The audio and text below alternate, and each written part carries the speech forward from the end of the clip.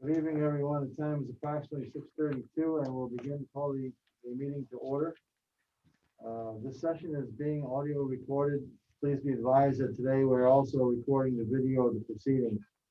We will not use the chat feature in this meeting. To ensure sound quality, the default rule for this meeting is that everyone will remain on mute. Commissioners and staff will generally remain on mute except when speaking or voting. This meeting is open to the public, but it is not a public hearing. Therefore, no members of the public may speak unless specifically invited to do so. If a member of the public creates an audio or visual disruption, they may be manually ejected from the meeting upon recommendation of the staff or the chair. We appreciate your attendance at this meeting.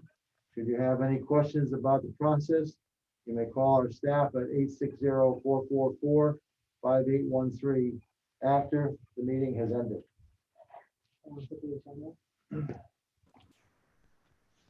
First item on the agenda this evening is the appointment of alternates, and I'd like Julie to sit for the vacancy, and Ivy, if you would sit for Jessica. Do we have Julie?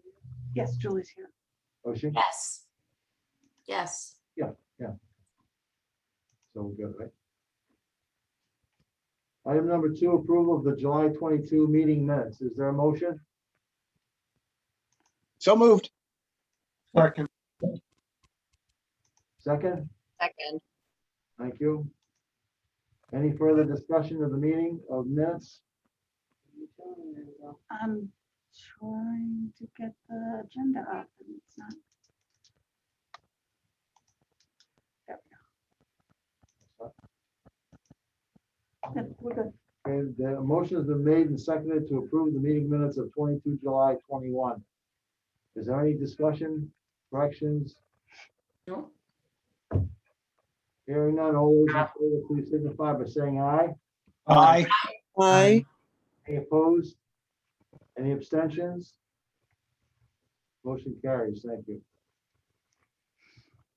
Item number 3, P21-08, 908 Hartford Turnpike, multifamily development, Cohansey Partners LP applicant, the state of Constant Rice owner, Summer Hill Civil Engineers the agent.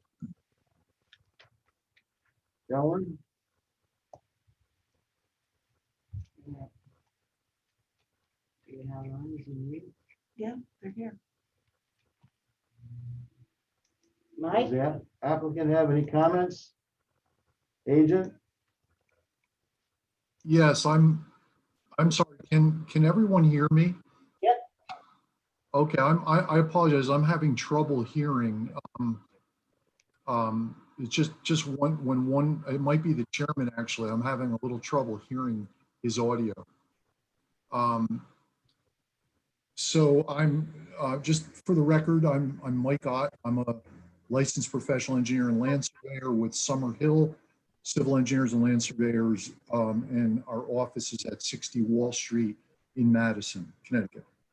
And there are a couple of members of our team here. I can't see them all now, and I'd ask them if they could to introduce themselves just for a second, if that's okay.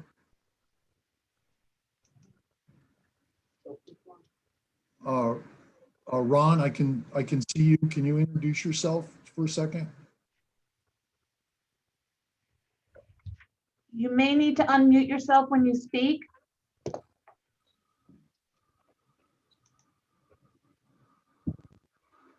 Sorry about that. Good evening. I'm Ron Penton. I'm representing La Rosa Building Group. We are the construction managers for this project. And go ahead, Quandra. Good evening. My name is Quandre Swayze, and I'm with Harrison Consultants, and I'm the consultant for this development. And Yes, and Sagan Simcoe is here. I'm with BL Companies. I'm the wetland scientist for the project. okay, thanks, guys. So hopefully I didn't miss anybody else there. We don't have anybody else with us. So I had given the commission a brief overview at the first meeting where you received the application. I thought I'd give you just another brief overview of the project and then have Sagan, our wetland and soil scientist, speak about the wetland resources and water courses on the site. And then back to me, and I'll describe in more detail the construction activities associated with the development proposal.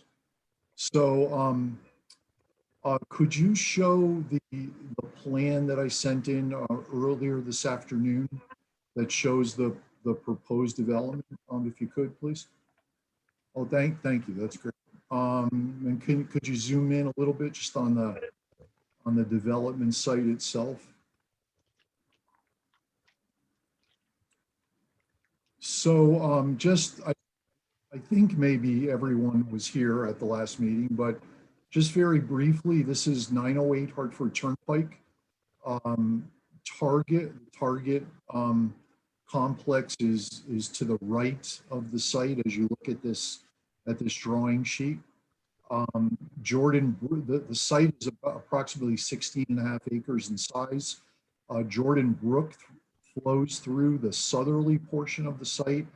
It's 500 or 600 feet, I believe, away from our development area.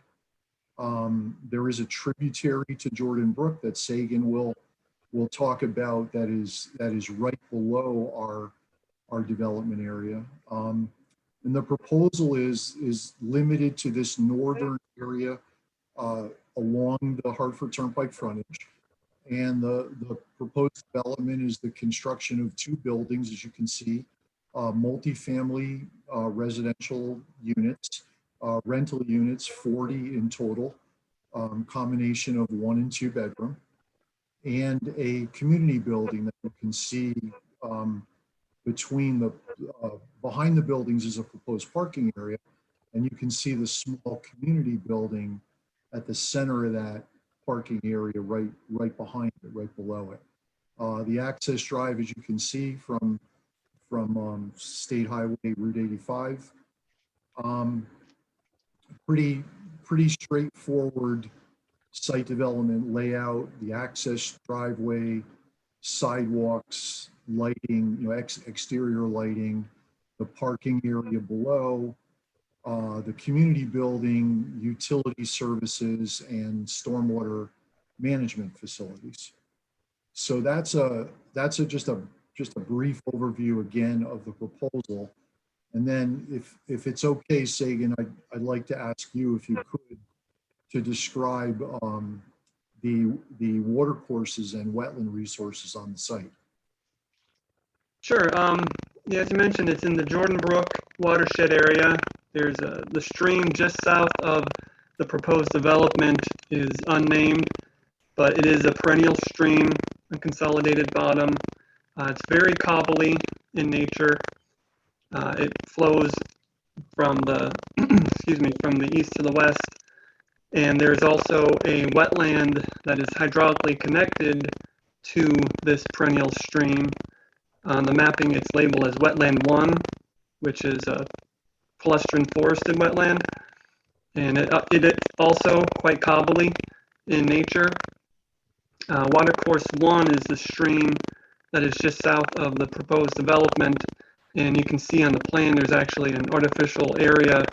That little bump out on the edge of the stream on the north side of it is an artificial dugout area, I guess, for ponding, back when this whole area used to be more farmland. There is another stream. Yes. We have a lot of feedback. I'm not sure if the other members are hearing a lot of feedback. Yes, I'm here. Yes, I'm hearing a lot of feedback. A lot of feedback. I can hardly understand him. Yeah, it's like a flutter. Can you hear me any better now? No. I'm not sure what I can do to make it better. I'm using my computer's microphone. That's really all I have. Okay. Do you have your cell phone close? Maybe move the cell phone away? Yeah, I'll move it away and see if that helps. I can always try closing the Zoom meeting and just calling in directly with the phone if that's still an issue. You just gonna have to speak very slowly. The chair is requesting to speak very slowly so we can hear better. Okay, I will start over. And if at any time you want me to dial in with my cell phone, if you think that would be better, I can always try that. But to start again, No, the I don't stream, think you have to start again, but just speak, as slowly as possible so folks can understand. there is a stream just south of the proposed development. It's unnamed, but it is in the Jordan Brook watershed. It flows from the east to the west, and there's a wetland that is hydraulically connected to the stream called Wetland 1 on the plans. The stream also has an artificially dug out area. You can see it as the bump out on the north side of the stream. The stream and the wetland are both very cobbly in nature. There's also another stream further to the south on the property, and also another wetland connected to it, but that is well away from the proposed development. The wetland closer to the development is a plush-and forested wetland, and the stream is a perennial stream. Excuse me, can I interrupt and ask that you put the map that you're referring to up instead of the development area so that we can see the wetlands and the wetlands area you're referring to? So you want me to share my screen? I can try doing that. Give me 1 minute here. Oh, I guess I cannot share my screen. No, hold on one moment. But I mean, the stream and wetlands are on the plan that is on the screen right now. The blue line there and the blue dots, the linear feature just south of the proposed development, that is what's called Water Course 1 on the mapping. And then the area to the west that has the hatchback pattern within the polygon line, that's the wetland number 1. Here's the stream. Thank you. Yes, that's the stream area there. I'll try to guide him, so you can go ahead.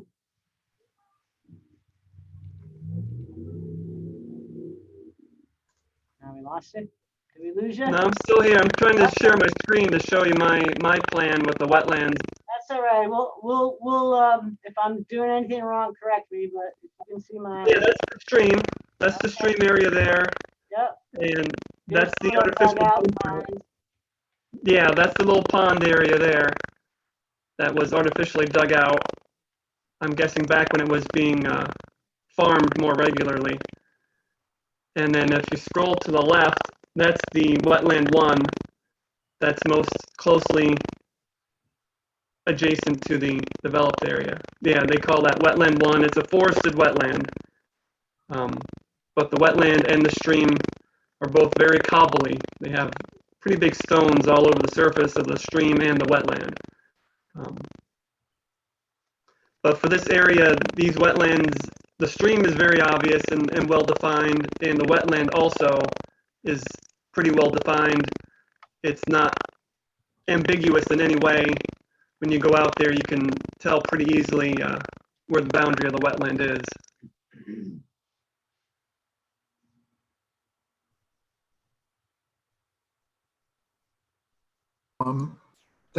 Thank you, Sagan. Does the commission have any questions for Sagan at this point? Are there any questions, comments?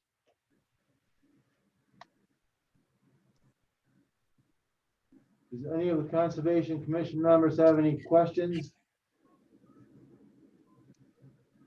I don't. I think we can move along.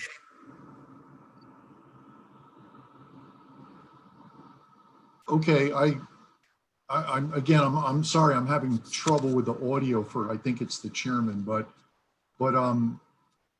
if you could, if town staff that's controlling the screen, if you could zoom in on the development area, especially the rear parking area and the stormwater basin, that would be great. Thanks. No problem, Mike. Just let me navigate a little bit. There we Oh, go. thanks. Thanks, Maureen. I can hear you for sure. That's because I'm right up here navigating. Thank you. Thank you. The blue dashed line is 100 feet offset from the inland, from the watercourse and wetland flags. And the red dashed line is 50 feet offset from the wetland and watercourse flags. And we did our best to minimize the activity within 100 feet, as you can see by looking at the blue line. And it's, as you can see, it's limited to the eastern side, you know, a good portion of the stormwater basin and a portion of the parking area and stormwater management system and the outlet, as you can see, is within 100 feet. We tried even harder to stay outside of the 50-foot zone, the red line. And Maureen, could you pan over to the left a little bit? Sure thing, Mike. Thank you. So as you can see, we're well out with the limits of our, I'm sorry, by the way, the black dashed line is the sediment control barrier, which is also the limits of disturbance. So as you can see on the left-hand side, we are well outside of the 50-foot red line. And on the right-hand side, as you can see, we're slightly inside it, opposite the basin. And then, of course, the stormwater outlet is within 50 feet. Maureen gave us review comments this Monday, and one of Maureen's comments was to relocate the sediment control barrier and the limited disturbance further up towards Route 85 and closer to the limits of grading. And as soon as I looked at my plans, I realized that I had an old limit of disturbance on my plan. So I had made a mistake. So I've done that, and this black line that you see, this limit of disturbance has been adjusted to match the proposed grading. So I'm pretty carefully, I'm about 5 feet off of the proposed grading with that sediment control barrier. And that barrier, by the way, is now called out on our drawings to be a double row of geotextile silt fence and staked hay bale. Because of the sloping site above it, we thought that we should double up the sediment control barrier. So it's again a double row of geotextile silt fence and staked hay bales. So the black line is the limited disturbance. You can see that we're just inside it a little bit, right where Maureen's got the cursor. And that's just for grading. And then the stormwater outlet to the right. And Maureen asked us if we could, which is a good comment, could we pull that stormwater outlet back up the slope? And I looked at it, and I also looked at it in the field. And we can, however, to do that, we'd have to start excavation at the end of the outlet where we show it now on the plan. We'd have to bring the grade back. We'd have to pull the grade back upslope. So in either case, we would have disturbance. And having been out in the field and looked at that exact location, I actually think it's a really good location for the stormwater outlet. It's very flat. There's a couple of large boulders right in front of it, between it and the stream. What I should mention also, the reason I knew exactly where it was is Sagan went out recently and reset the watercourse and wetland boundary flags adjacent to the development area from property line to property line. So if the commission were to walk the site, they will see freshly hung wetland flag and watercourse flags, and they are numbered in the field to match the numbering on the plans. So I was able to stand at, I think it's watercourse flag number 204, as I recall, which is right next to the outlet. So I had a really good fix on where I was. So I actually think it's a great location for the stormwater outlet. So our activities within 100 feet, as you can see, are grading the stormwater infiltration basin, a portion of it, and a triangular portion approximately of the parking lot and the stormwater management system below it and its outlet. And the sidewalk that runs along the back of the parking lot. So those are our activities within 100 feet. And I'd like to, actually, I'll ask the commission if you have any questions at this point, and then I'll go into the stormwater management facilities. Mr. Ott, what are the flow rates at the discharge, the stormwater discharge? I think you said, what are the flow rates at the stormwater discharge? That's correct. That's Okay. correct, Mike. Okay, sorry. So in our drainage report, there is a summary table. I'm looking on my screen at it now. And we were able to, with the subsurface stormwater detention system that I'll describe in a minute, we were able to attenuate, reduce the developed condition peak rates of discharge to be equal to or less than the existing condition rates. So they range from 0.4 cubic feet per second to 2.5 cubic feet per second. So those are the discharge rates, if that answers your question. Is that good, Mike? So the 2 and the 5, is it 2.5? Is it the 100, Mike? Yes, it is. I'm sorry. The 0.4 is the 2-year, and then it ranges between 0.4 and 2.5, which is the 100-year. And those are what we call the routed outflows, coming out of surface stormwater detention system. Rates are pretty low. We have outlet protection, standard, a stone riprap lined preformed scour hole, Connecticut Department of Transportation, standard outlet protection. There are design computations in our report for that outlet protection. And it's, as you know, is designed to take the energy out of the water, out of the discharge, let it slowly come up out of that preformed scour hole and then enter the wetland and the watercourse. By the way, the outlet pipe is set at a 0.5% slope purposefully so that the outlet velocity when it leaves that pipe is low before it enters the preformed scour hole also. So the stormwater management facilities consist of a typical catch basin inlet and storm sewer collection and conveyance system that you would see in any development like this. And that collects stormwater runoff from the proposed driveway and the parking area and the building roofs. I should mention that the driveway is designed such that we will not take any Route 85 water into our site. When you enter the site from Route 85, the driveway climbs up a bit and then comes back down. So we won't be taking any, there's no possibility of gutter flow in Hartford Turnpike from entering our site.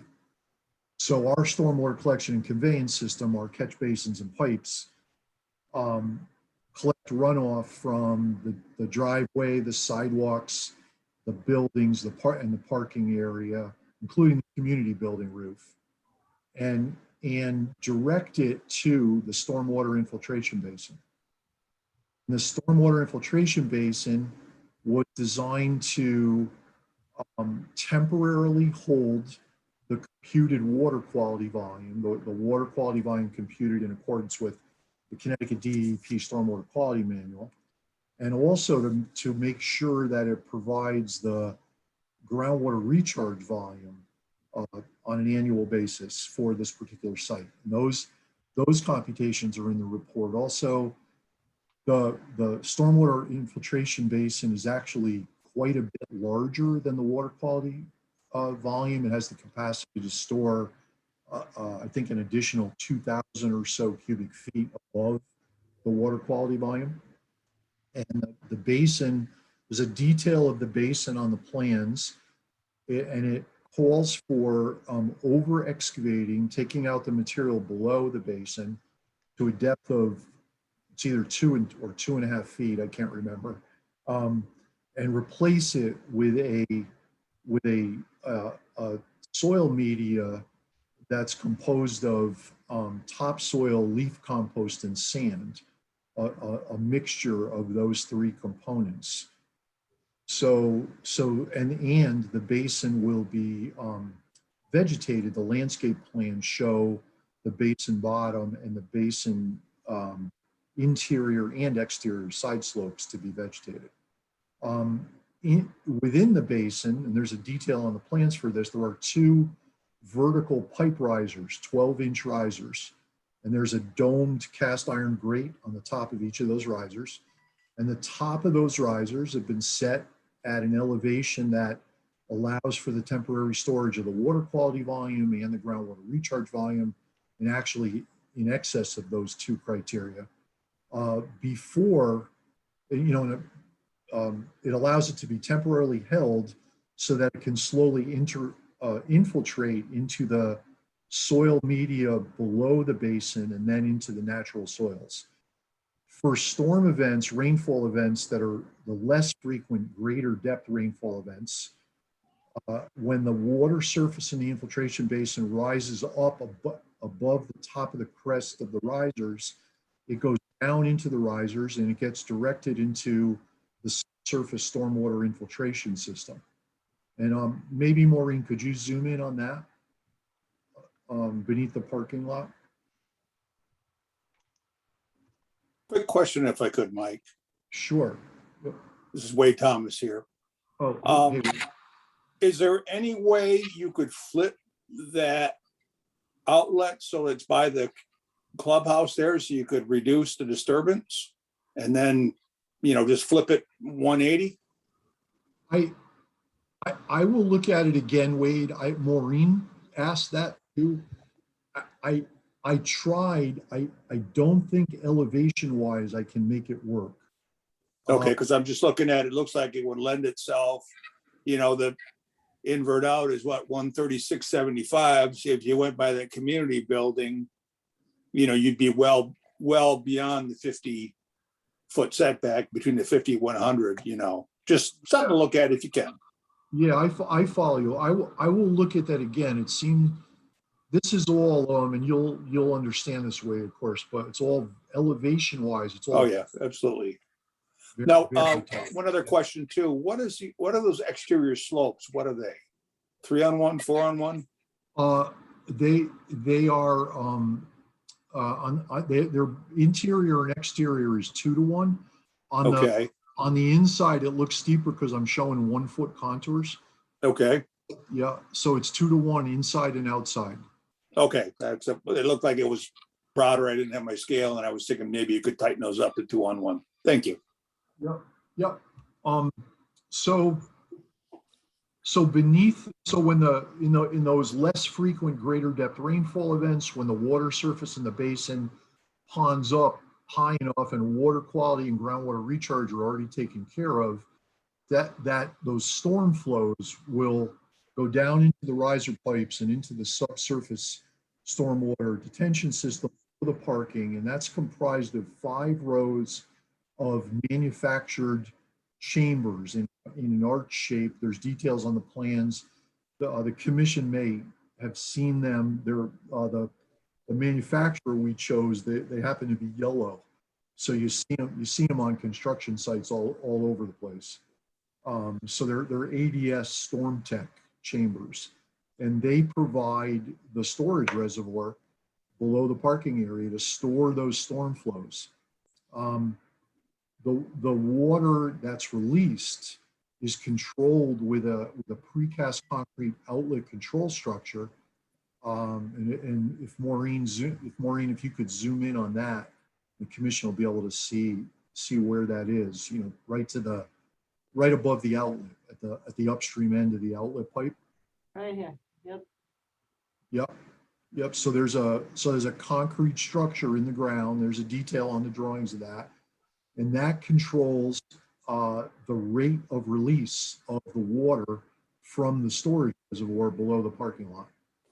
And inside the outlet control structure is an emergency spillway in case the lower outlet, the principal outlet we call it, is not operating. If it ever gets clogged, there's an emergency spillway inside the structure that would allow the storm flows to spill over and come out the pipe. So those chambers are quite long. There's some 145-ish feet in length, I believe, and 45 or so round numbers feet in width. And they're on a crushed stone bed, and there's crushed stone all around them, and there's crushed stone on top of them.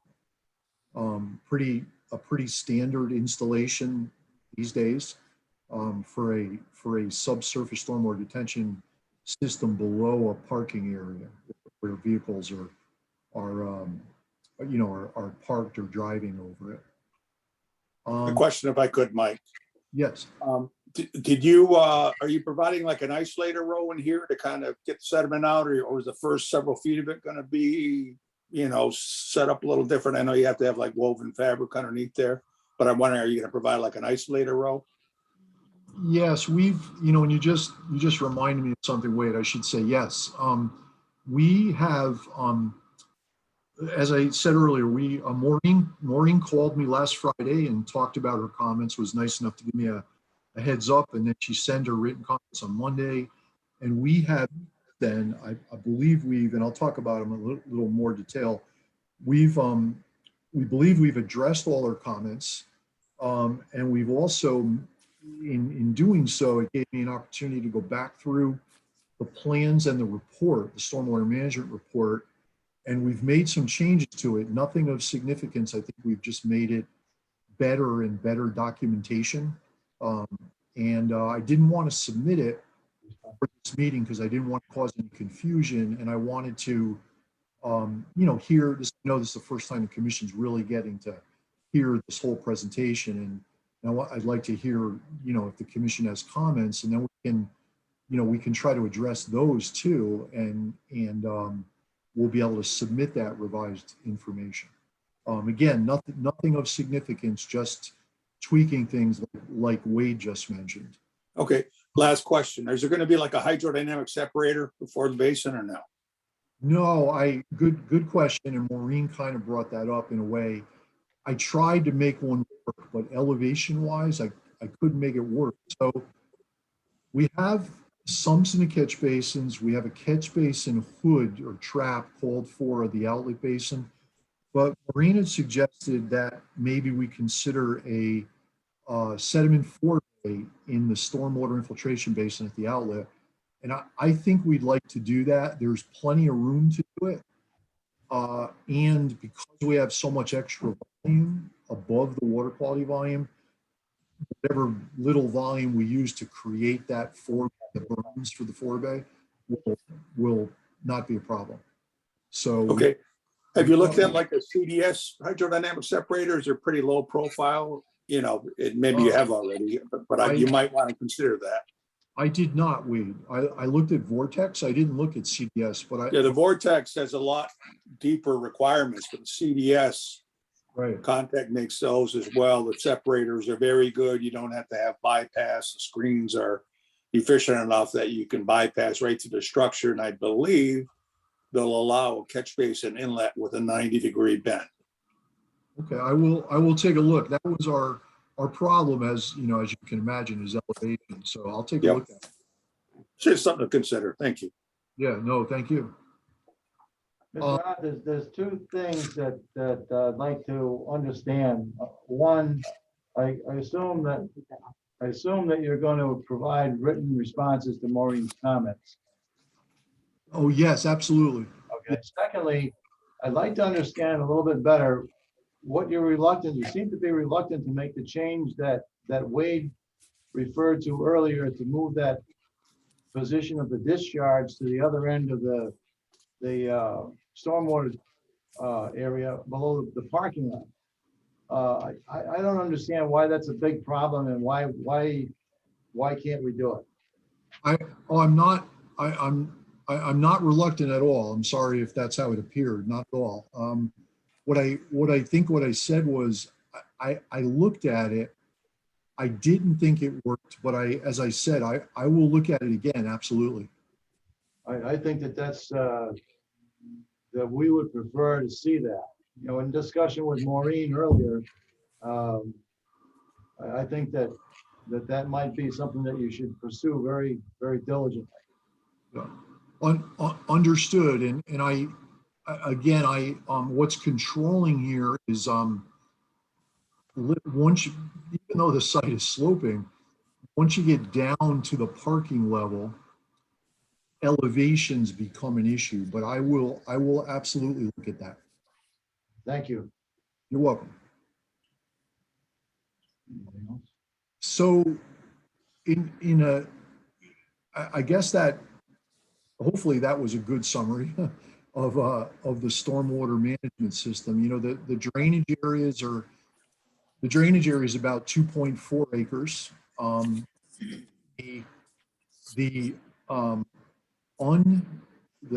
unpaved or pervious surface portion is all in the upper part up against Route 85, and it is today, if you look at the site, very heavily it's vegetated, very, very thick thick cover of turf, of grasses, I should say.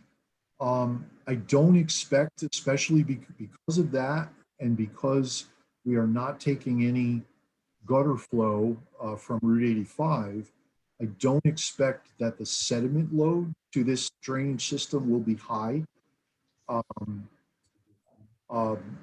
Again, the drainage area is about 2.4 acres, and about 0.7 of it is pervious area, that is that heavily vegetated area up top. The vegetated area to the left of the driveway, as you can see, will not enter the basin. And of course, the vegetated areas below the parking lot won't either. So I don't expect this is a residential development. We're not taking highway runoff. I don't expect, it's small drainage area. I don't expect the sediment load to be high. There could be trash, as there always is at any development, I suppose, any type of development. There could be sand from, coarse and fine sediment from winter snow and ice operations.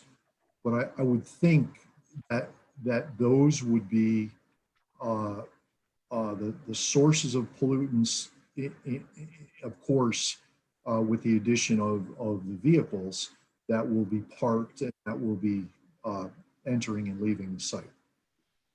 One question, if I could, Mike. Yes. What is the proposed roofing material on the buildings? Fiberglass shingles? It's not metal weight, and it is shingled, but I actually, Ron may know whether it's fiberglass or not. I don't know. That would be our normal default. It hasn't, there is something in the specification, but yeah, I would particularly suspect regular either asphalt or fiberglass shingles. All right, it's not like galvanized metal, standing seam No. or anything like that. Okay, thank you. Yeah, it's pretty, definitely not metal roof, Wade. All right, thank you. Definitely shingled. Yep, all three buildings. Mr. Sagan, you have any further comments? You happy with the design? No, I don't have any further comments, and yeah, I think the design looks good. No feedback now. That's good. Much better. Does the It's commission- Julie. Anyone on the commission have any further questions? Yes, Julie here. I have a question. Just a layperson, not very familiar with these chambers, your system there for the overflow. Any reason why it has to be entirely under the parking lot? Is there any leeway in shifting that? Does that help in any way or with your elevations? No, no, it wouldn't actually. And truthfully, the only place to put that type of system, the storage reservoir that's required, is beneath the parking lot. And Okay. this site, on this particular site, yeah. And I have one other question. Just the back of that community building, which does get into the 100-foot line. You don't have any sidewalk or any concrete around the back of that building. Is that intentional? Yes. Yeah, actually, Maureen, could you zoom in on the community building? The sidewalks are all in the front and on the side. As you can see, they're kind of shaded in gray, light gray. And intentionally, there's nothing at the back of the building, and there'll be an exposed foundation wall. If you were to stand down on the red line and look at the back of the building, you would see an exposed foundation wall. So, and we did that purposefully so that we do not have to, extend the grading any further into the 100-foot upland review limit. So that dirt trail that's back there, how will people access that? I'm assuming that you'll have a fence around your retention pond like Target has around theirs. I'm glad you brought that up, and that'll lead us maybe to the Maureen's comment number one, actually, of protection of, post-construction permanent protection. But no, there's no proposal to have a fence around the stormwater infiltration basin. And that path presumably was a farm path to access the southern portion of the parcel long time ago. Initially, when we first met with town staff, we talked about maybe providing a path from the parking area and the community building, and connect with that path and improve it, not paved, of course, just a woods path to the culvert. But as Maureen knows, today, once you cross that existing culvert, that path doesn't really go anywhere. It kind of just goes right to the common boundary with the Target site. It's not to say that someday a walking path couldn't be developed, south of that water course, that tributary to Jordan Brook. But for now, on our plans, we propose to leave it as is, unless the commission, especially in your role, I guess, as the Conservation Commission, thinks it might make sense to make some minor improvement to it. And along with that, I think Maureen brought up in her first comment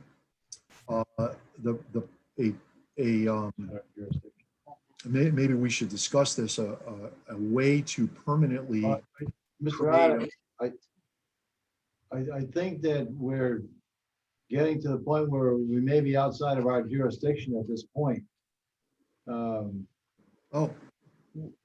I apologize. I was just trying to respond to Maureen's first comment. Right, yeah.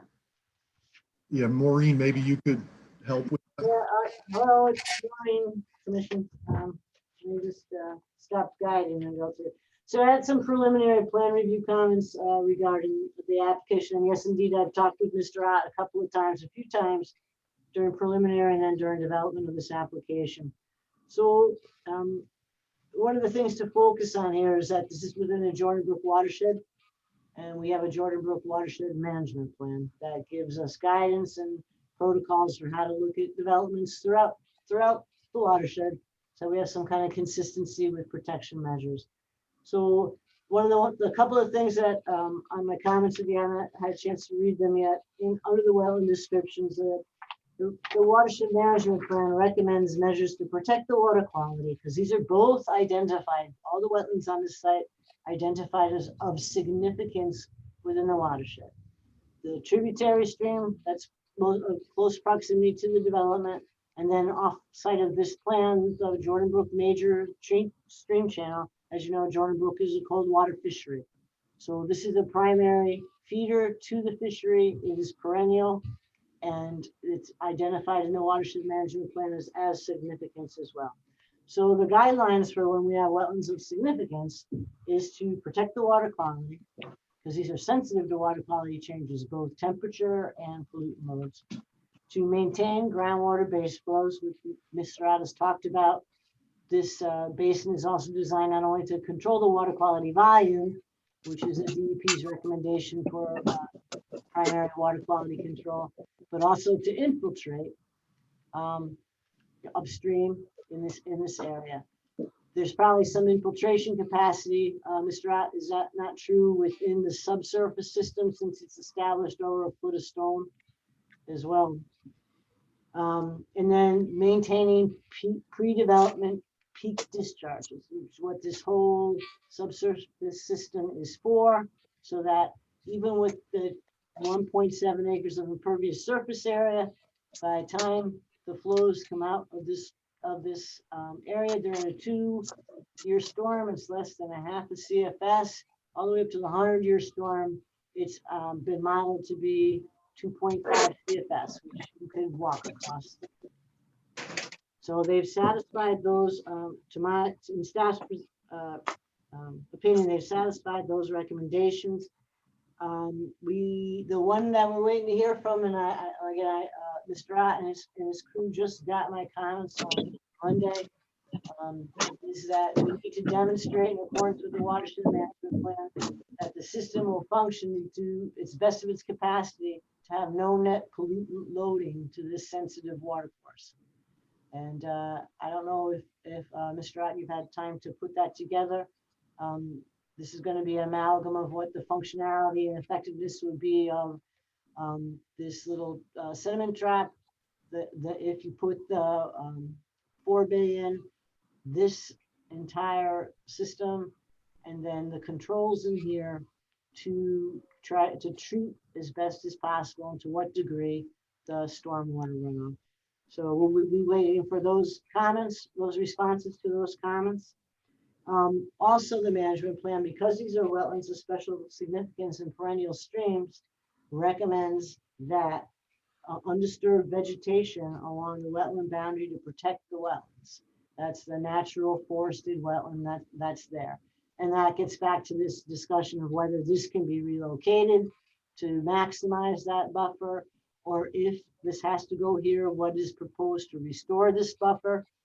I would remind the commission that over here in Target, when Target constructed, of course, a much larger area, their outlet from their detention basin is up here about 75 feet away. And the Target store committed to a 50-foot actual conservation easement dedicated to the town along this same stream corridor. So staff's focus has been in this area to how to keep consistency with the recommendations of the plan in the past development.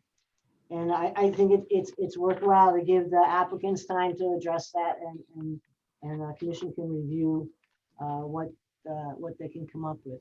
One of the other questions, Mr. Ott, that I brought up that I think the commission should know is that generally, according to the Connecticut Stormwater Report, the 2004 manual, anytime you're proposing an infiltration basin, it's recommended that you have an in situ field permeability test. Wade could probably explain this better than I. Just to verify that the soils, especially if you're hogging them out and replacing it with a more permeable layer, but the subsoils can indeed pass that water down so that you don't have breaches coming out of your side slopes. I know that's not something that you probably run out and do right now, but certainly it would be, if the commission goes forward, it would be a condition of approval prior to you filing the final plans, that those tests are done and whatever modifications need to be made to the basin design are incorporated and reviewed by staff before the final plans are filed. I think I got through most of my stuff. Oh, just some of the other comments is that the checklist for in the end for all these facilities, because generally there's a hired company that takes care of these systems, that if you could prepare a checklist as if it was going to be posted, you know, in the building for what the inspection and maintenance of the stormwater treatment structures and the function. So you have there is one in the back of your stormwater report, but they're not going to hand the stormwater report to a maintenance company. So in the end, there'll be a maintenance checklist. What are the components? What's the frequency of making it maintenance, the type of maintenance? And part of that should include monitoring this, because if it clogs or ponds, there's recommendations in the state manual for what to do and how to address that. So that would be helpful, just as, not right now, but in the end, it will certainly be a recommendation of staff as a condition of approval. Anything else right now from the commission that they need staff to clarify for her comments of August 9th?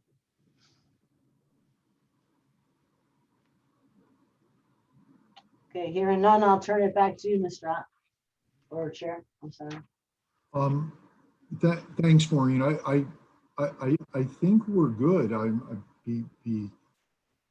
Could answer any questions the commission might have, but just to reiterate, as I said earlier, we plan. I think we've actually mostly already addressed all of Maureen's comments, and I think we've tightened up our plans a little bit in our stormwater management report to document things just a little bit tighter. Again, no changes of any significance. I guess I'll unless there's any questions, we'll turn it back to the commission. Are there any other questions from the Conservation Commission? You know, this is Dave. I just have one, and we may have already covered this, but when would we think about making a termination on section 9.1 for whether or not this has significant impact or is in the community interest to hold public hearing? We should do that tonight, Mr. Lersch.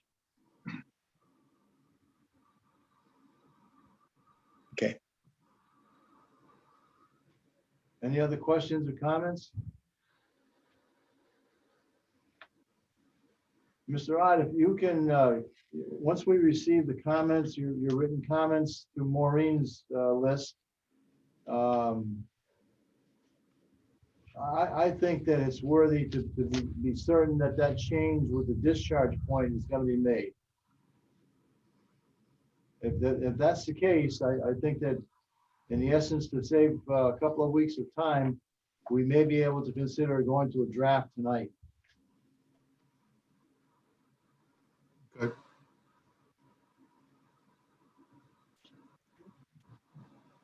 Does the commission agree with that?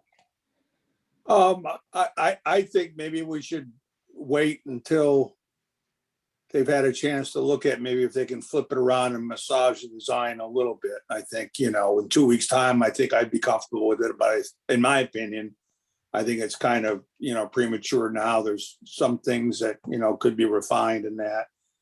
Then I think 2 weeks would probably give Mr. Ott enough time to do it and come in and have something solid with no comments on it. And I would feel a lot more comfortable, you know, proceeding that way myself.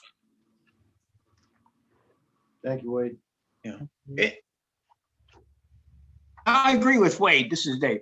And if for some reason he has good reason why he couldn't do that, you know, we certainly like to hear those and, you know, accept that on the basis we have, you know, the differences of various professional engineers. Everyone has, you know, various ideas and expertise, and we like to entertain all that discussion. Okay, thank you. Julie here, one question. I was just out there with Maureen today, and I actually didn't see all those wetland flags. I guess I saw a couple across the way, maybe on the south side, but not the one exact. I did see the two boulders you were down. So I agree. That just seems so close to the water. Guess we should move on. then, right? I gotta call the question on public. Okay. Anyone else? Any other comments? Hearing none. Maureen?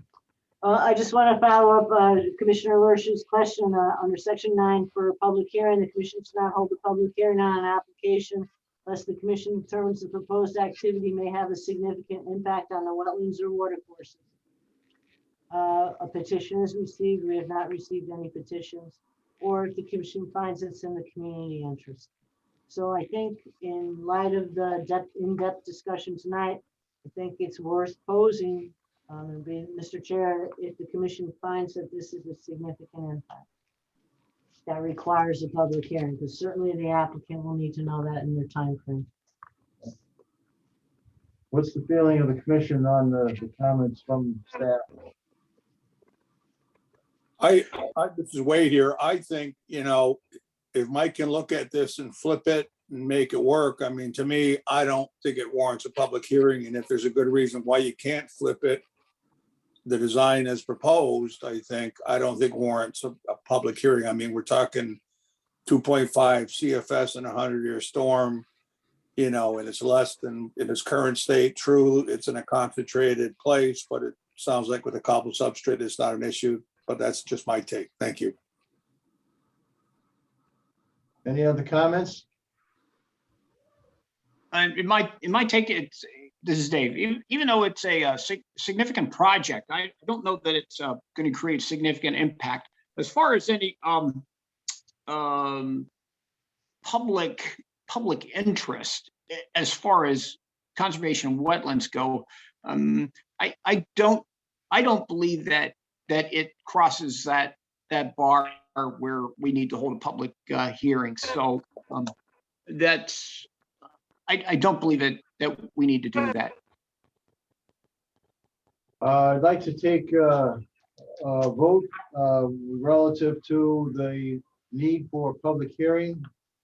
How do we do this to get it on the record correctly? Need a So motion. like a motion that's. The chair requests a motion for the need of a public hearing. Okay, this is Dave Lurch. I move that the project does not meet the condition of 9.1, section 9.1, and a hearing not be required. Motion is made. Is there a second? Second, Thank you, Ivy. All those in favor of no public hearing, please signify by saying aye.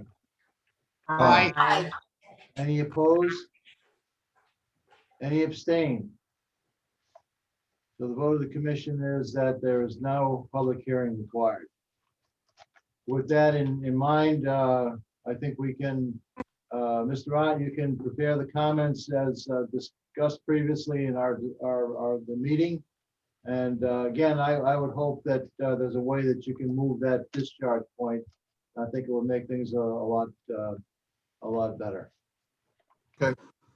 Thank you very much, folks. Thank you. Thanks very much. Thanks, Mike. Right.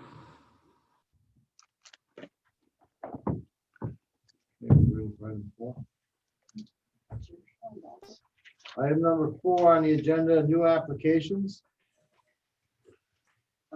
There's been no new applications submitted for the Inland Wetlands Commission.